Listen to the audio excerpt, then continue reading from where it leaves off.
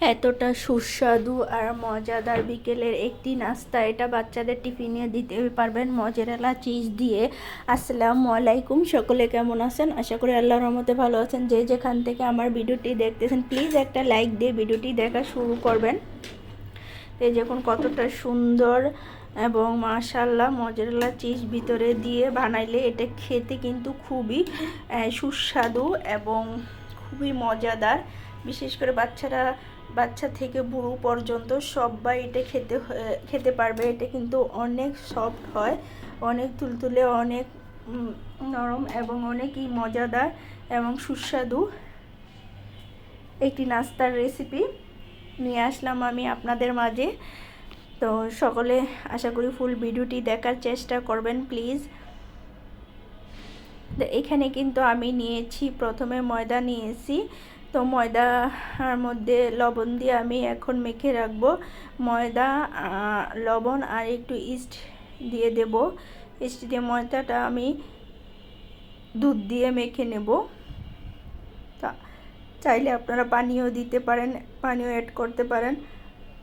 আমি হালকা কুসুম গরম পানি দিয়ে গরম দুধ দিয়ে তারপরে মেখে নেব, মানে রোলটা করে নেব।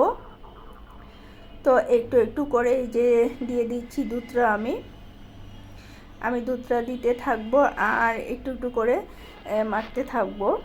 অল্প অল্প করে দেব, কেননা বেশি দিলে আবার সমস্যা হতে পারে, তাই অল্প অল্প দিব আর অল্প অল্প করে মেখে নেব। আমার যতটুকু লাগে তাই আমি একটু একটু করে দিব আর একটু একটু করে মেখে নেব। তো দিয়ে পুরো একটা সুন্দর একটা রোল করে নেব, মাখো মাখো করে।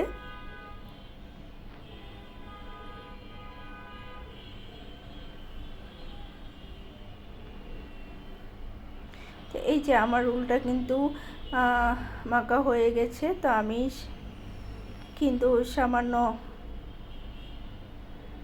1 চিমটি চিনি দিয়ে দিয়েছি আর উপরে তেল দিয়ে এখন একটু ভাবে, আসলে আমার চিনিটা ফার্স্ট টাইম দিতে একটু ভুলে গিয়েছিলাম, তাই আর কি দিয়ে রাখলাম। তো এখন আমি কিছুক্ষণের জন্য রেস্টে রেখে দেব। তো আমি এখানে পুরটা বানানোর জন্য দুধ নিয়েছি, কর্নফ্লাওয়ার দিলাম। তো আমি কিন্তু এখানে যে ভিতরে পুর দিব সেই পুরটা এখন বানিয়ে নেব।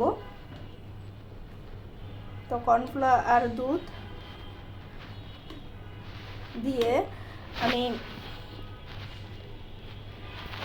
এখানে নারকেল দিয়েছি, আর নারকেল দিয়েছি আসলে কেননা এটা খুবই মজাদার হয়েছিল, তাই দুধ আর নারকেল আর দুধটা ঘন হওয়ার জন্য আমি কিন্তু দুধটা ফার্স্ট টাইম অনেকক্ষণ জাল করে নিয়েছি। জাল করে অল্প একটু করে তারপরে কিন্তু আমি কর্নফ্লাওয়ার আর নারকেল দিয়েছি। এখন আমি একটু চিনি দিয়ে দেব হালকা একটু মিষ্টির জন্য। তো চিনি দিয়ে দিলাম, নারকেল দিয়ে দিলাম, দিয়ে আমি খুব সুন্দর করে রোলটা বানিয়ে নেব। এখানে আমার আগে একটু ছিল, মানে এরকম পুর ছিল আর কি বানানো, তো সেটুকুর সাথে অ্যাড করে দিলাম। আমি আবার বেশি করে বানিয়ে নিই। তো এগুলো কিন্তু তৈরি করতে একটু সময় লাগে। আপনি যদি বেশি করে তৈরি করে রাখা যায় তখন ডিপ ফ্রিজে রেখে দিলে অনেক সময় অনেক কিছুই করে খাওয়া যায়। দেখা যায় অনেক সময় বিকেলের নাস্তা বা বাচ্চাদের টিফিন সবসময় কিন্তু সব কিছু করতে ভালো লাগে না। তো সব কিছু কিন্তু আগে থেকে তৈরি করে রাখলে দেখা যায় তাহলে কিন্তু করতে সুবিধা হয়, তাহলে কিন্তু এত পারিশ্রমিক লাগে না। তো সব কিছু আমি কিন্তু এই যে দেখুন রোলটা আমার ফুলে দ্বিগুণ হয়ে গেছে।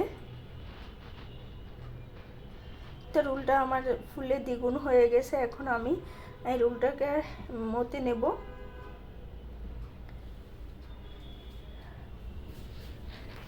রোলটাকে ভালো করে মতে নিয়ে তারপর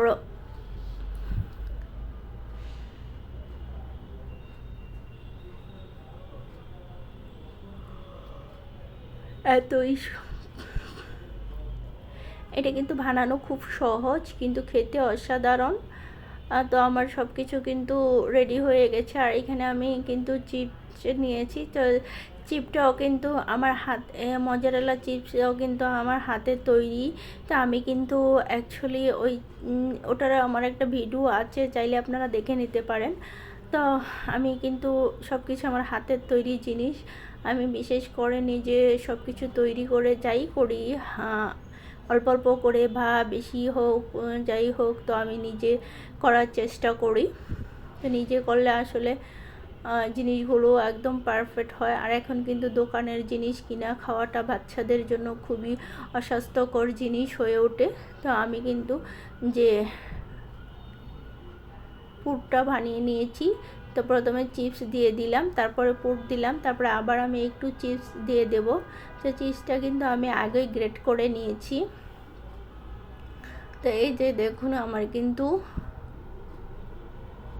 তো দিয়ে কিন্তু আমি চারদিকটা এটাকে এনে একটা গোল শিফট দিয়ে নেব।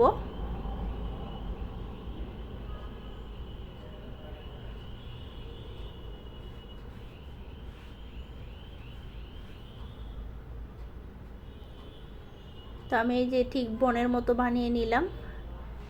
আর এটা আমি অবশ্যই তেলে ভেজেছি, আপনারা চাইলে কুক করে নিতে পারেন যাদের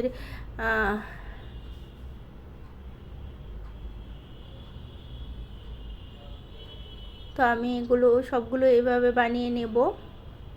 এই যে ভাজলে কিন্তু ফুলে ডবল হয়ে যায়, কেননা এটার ভিতরে কিন্তু পুর ভরানো আছে। এটা খেতে এতটাই স্বাদ হয়েছে যে স্বাদ মুখে সারা জীবন লেগে থাকবে, এরকম একটি খাবার, খুবই অসাধারণ।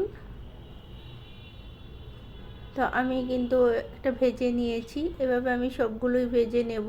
তা আমি অ্যাকচুয়ালি সবগুলো ভাজবো না, কিছু এখন খাওয়ার জন্য ভাজবো, আর কিছুটা আমি ফ্রোজেন করে রেখে দেব।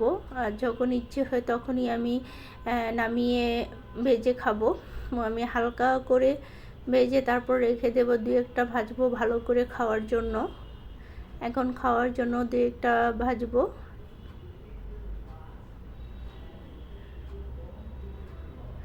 আমি এরকম হালকা করে বাকিগুলো ভেজে রাখবো। এভাবে রেখে দিলে কিন্তু অনেক দিন রেখে সংরক্ষণ করে খাওয়া যায়।